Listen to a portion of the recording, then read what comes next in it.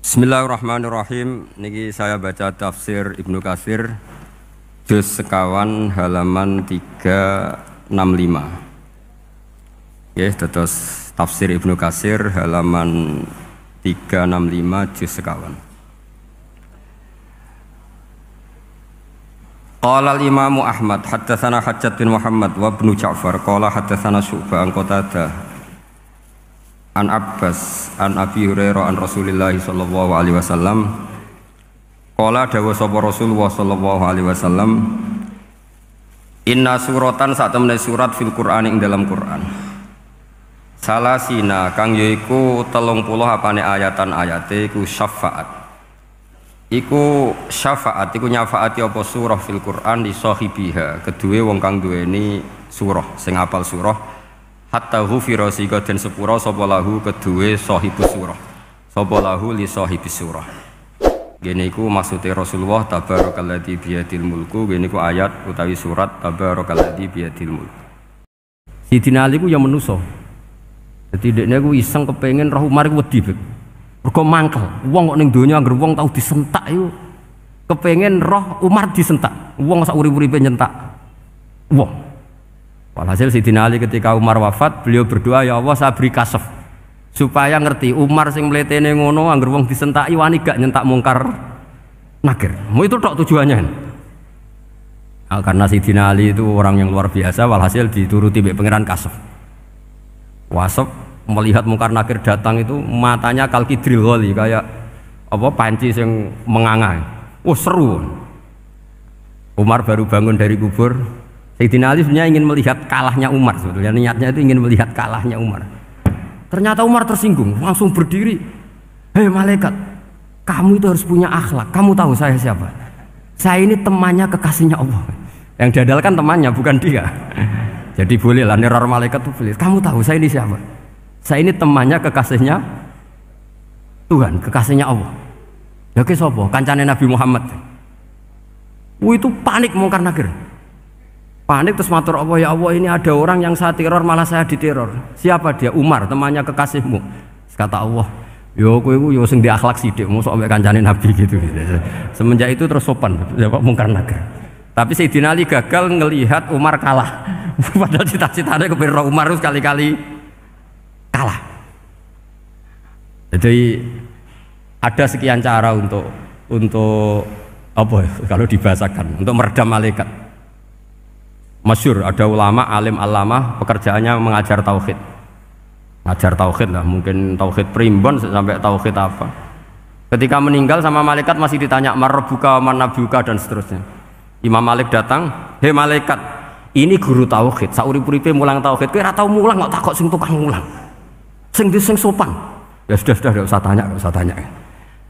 Jadi cerita seperti ini mungkin orang lain boleh nggak percaya, tapi itu mudawwan, dibukukan di beberapa kitab, dan saya percaya itu karena secara umum kaidahnya adalah ala inna auliya Allahi la khaufun alaihim wa lahum yahzan. Tetap lahumul busyra fil hayati dunya fil akhirah. Artinya kalau wali itu ngalami ketakutan ketemu mungkar nakir, berarti dia tidak punya busyra fil akhirah. Padahal para wali ini dijamin punya busyra, mendapatkan gembira di dunia, juga mendapatkan gembira di akhirat. Artinya kalau para wali ngalami ditanya mungkar nakir terus takut, apa mana mbok bayangno kepuyah-puyah, wah itu lahumul busra. Jadi makanya zaman nanti kalau ditanya mungkar nakir, marbuka, saya guru tauhid. Ngajar di Qudsiyah kelas 6. Wah, harus jelas. Saya kalau ditanya juga gitu, saya guru Minhajul Abidin, ngajar di Habib Ali. Minhajul Thalibin, harus jelas. Kalau Pak Najib lebih gampang, ketua menoro. Lebih gampang lagi. Enggak apa-apa. Kalau karena malaikat itu ternyata mukallaf itu kena aturan hukum. Enggak boleh dia selonang-selonong. Kena aturan hukum. Makanya fa inna Allah ta'ala la yu'adzibu qalban wa al-Qur'an. Allah tidak akan menyiksa hati yang ada di Quran. Kalau orang hafal Quran sampai mati, artinya dia membawa Quran. Dan artinya apa? Malaikat kena aturan tidak boleh melecehkan orang yang membawa Al-Quran. Jika surat Tabarak nggak terima, ini orang ini hafal saya, kalau kamu mukulin dia kena saya. Tapi ini orang fasik, tapi saya di situ, kalau mukuli dia kena saya. Akhirnya kompromi terus konsultasi bi Allah. Akhirnya dibenarkan surat Tabarok. Ya, terus ini sudah clear ya, lolos ya, mungkar nakir lolos. Baru kayak surat napa? Tabarok. Mungkin-mungkin buatan dites malih, nak dites malih ndredeg keliru ribet. Tapi saya percaya itu ya. Saya tidak bisa membayangkan ya. Ketika Quran disifati Rasulullah SAW bahwa Quran itu syafa', memberi syafaat, kemudian itu tidak ngefek. Saya itu keberatan sekali. Begitu juga apalagi ya, misalnya Rasulullah disifati akrobin nas, ahabbin nas ilallah, kemudian tidak ngefek bisa memberi syafaat. Itu tidak fair. Pasti orang-orang dekatnya Allah ini bisa memberi apa? Syafaat. Karena status kedekatannya Rasulullah SAW diantaranya adalah hak memberi apa? Syafaat. Karena malaikat yang semuanya itu kena konstitusi. Saya punya kitab syarahnya Bukhari banyak, saya punya itu diantaranya riwayat dari Ahlul Bait, dari Sayyid Ali Zainal Abidin Anil Husain an Abihi an Rasulillah sallallahu alaihi wasallam. Itu riwayatnya adalah ketika nanti di mahsyar itu ya tidak usah kamu bayangkan ya, karena ini bila kaifin walan hisorin, itu Nabi diantara Jibril dan Allah. Kemudian tentu yang akan masuk surga itu orang-orang yang sudah jelas surganya, kayak para nabi, para wali, para habaib, para orang-orang pilihan, itu jelas surganya. Tapi apa yang terjadi? Allah itu, ya tentu Allah zat yang maha tahu, sudah sangat tahu. Itu nabi usulnya itu hanya satu, ay Rabbi. Saya masih apal teksnya, memang tak apalkan karena ini tak mau tak pakai senjata untuk ketemu para malaikat. Bukan ya Rabbi, kalimatnya ay Rabbi. Ay Rabbi ibaduka abaduka fi atrofil ardi. Lho Gusti, yang nyembah jenengan bukan hanya orang Kudus tok, bukan orang Menara tok, bukan madrasah-madrasah elit tok, bukan sekolah-sekolah Anggulun tok. Banyak orang yang di tengah hutan juga nyembah jenengan, banyak orang yang kerja di Korea juga nyembah jenengan, banyak orang dengan segala kemiskinannya juga nyembah jenengan. Tidak hanya orang-orang mainstream ini yang nyembah jenengan. Akhirnya Allah ini terus nyari orang-orang yang nggak jelas alamatnya, nggak jelas statusnya, tapi di hatinya hanya masih nyembah Allah Subhanahu wa Ta'ala. Ini termasuk berkah dari rahmatnya Rasulullah SAW. Jadi nanti yang jelas ya tentu akan dapat surga karena posisinya jelas.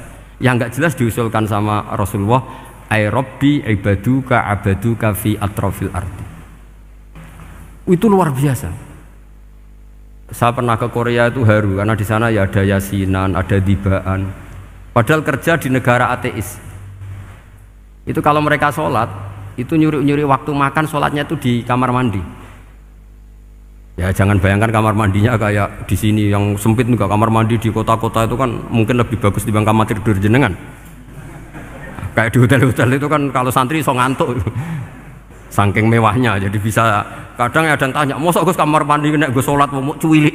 Iwak kamar mandimu ini kamar mandi.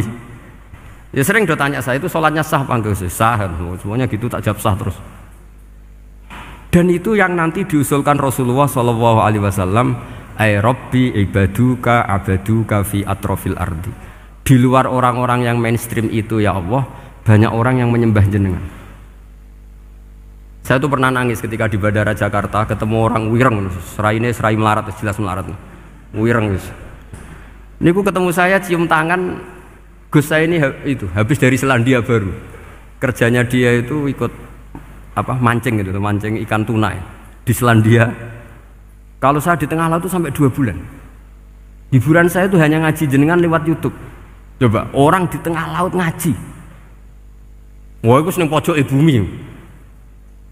Jadi ini umat Rasulullah Shallallahu Alaihi Wasallam. Makanya kalau suwon jenengan yakin saja terhadap syafaatnya Quran. Karena semua malaikat itu kena aturan. Di antara aturannya adalah tidak boleh menyiksa orang yang di hatinya ada Al-Quran. Fa innallaha ta'ala la yu'adzibu qalban wa al-Qur'ana. Karena Allah tidak akan menyiksa hati yang ada di Quran, yang ada Qurannya. Sehingga memiliki jelas gini riwayat saking Ibnu Katsir. Supaya kula percaya, apalagi ini didawuhkan Rasulullah SAW bahwa surat Tabarok adalah disebut munjiyah, penyelamat, juga disebut wakiyah, penjaga.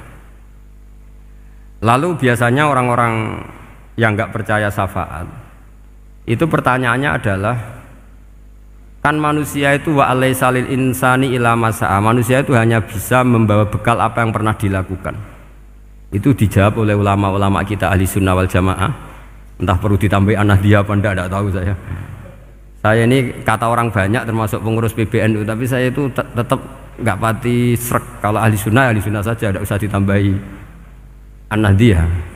Karena nanti malah tidak global ini, ahli sunnah kok lokal ini jadi ribet. Ya tapi kalau kita di Indonesia ya ditambahi An-Nahdliyah tidak apa-apa.